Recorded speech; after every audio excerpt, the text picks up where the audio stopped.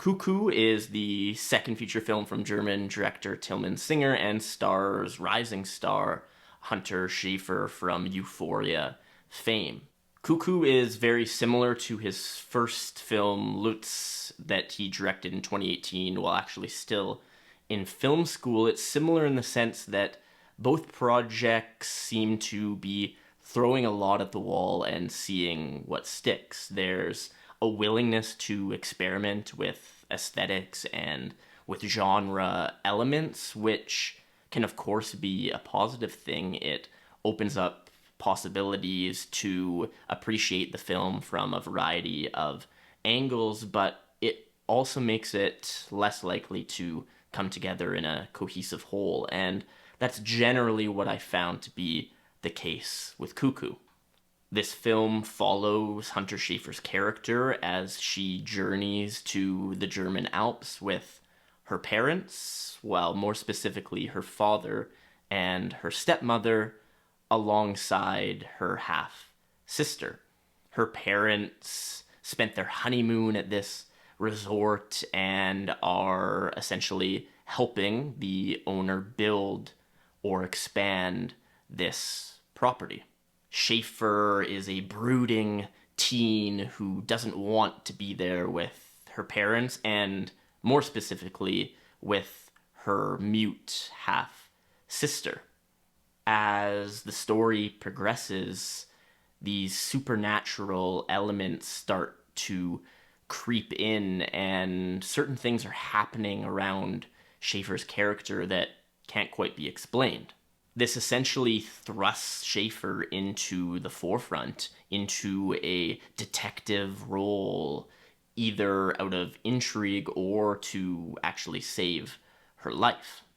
And before any of this happens, I should say the opening scene here from Singer is quite brilliant in giving the audience that initial tension, really offering us no choice but to buy in, at least initially. And that opening scene becomes much more significant as the film progresses. That being said, there's an inability to maintain that same degree of tension throughout. There are moments where I am very much taken out of this film. Some of it has to do with the performances. Schafer was perfectly fine, but her character's journey doesn't give us too much to hold on to from kind of an emotional perspective. Yes, we can connect somewhat with this brooding teen turned unlikely hero, but there's not a tremendous emotional arc that is natural, at least, and gives the audience something really tangible to connect with. There's also little things like Schafer's stepmother's accent seemingly changing from scene to scene, and once you cue in on those little things, it can be difficult to bring yourself back into the moment. The characters as written in general are a little bit of caricatures. They are very hyperbolic. They are exaggerated version of these film tropes that we've seen before, which can certainly be fun, but it is not grounded in real, genuine human behavior. It's very much laden in genre tropes. And if you're a fan of the supernatural horror thriller and are okay with these characters really leaning in to exaggerated versions of themselves, then that won't be an issue. But if you're looking for something really raw and grounded, then Cuckoo probably isn't for you. As mentioned earlier, Singer is doing a lot here. He is mixing in a ton of genres, right? This is being described as a horror film, and there are certainly elements of that, but at times it comes across as a satire or a crime thriller, even occasionally leaning into aspects of old noir films, which don't seem to quite fit in with the aesthetic and the tonal elements that exist alongside these moments. Beyond those shifting genre elements, there is a lot of play happening here with the camera, particularly in the placement of the camera. There is a very frequent use of low-angle shots in introductory filmmaking courses. You're given the basic gist that low-angle shots, when the camera is placed below the subject looking up, give that character, that subject, a feeling of power and dominance, and the opposite is of course true when the camera is placed above the subject looking down, forcing the audience to think of that subject or view them as weaker or perhaps frail. The placement of the camera here, though, from Singer and his cinematographer Paul Fault, seems to be less about power and more about creating a real sense of unease. Even if you're not looking at the film through this filmmaking lens, the average viewer understands that something is a bit off when the camera is not placed at eye level.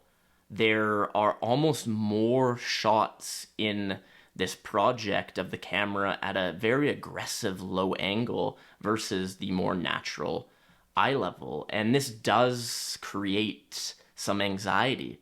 This does create this creeping sensation that something isn't quite right. That being said, at times it does feel a little bit excessive, and that the camera is placed in certain positions less for a specific reason and more just to do something different. Still, I did find myself pretty engaged throughout, despite being taken out of the film every so often.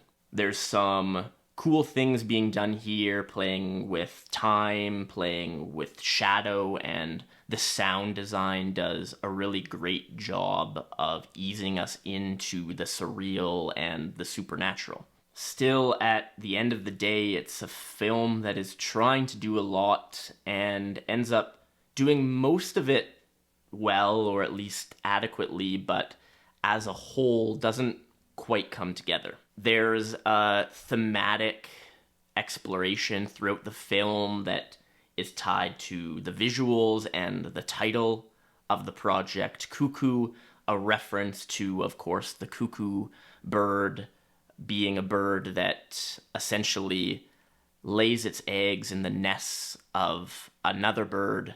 When that cuckoo bird then hatches, it knocks all of the other eggs out of the nest and more or less forces itself to be raised by that other bird. This is, of course, a metaphor for motherhood and for family, for blood family versus chosen family. And while the intention here is quite evident throughout the film, there's not really much being said that is interesting or new.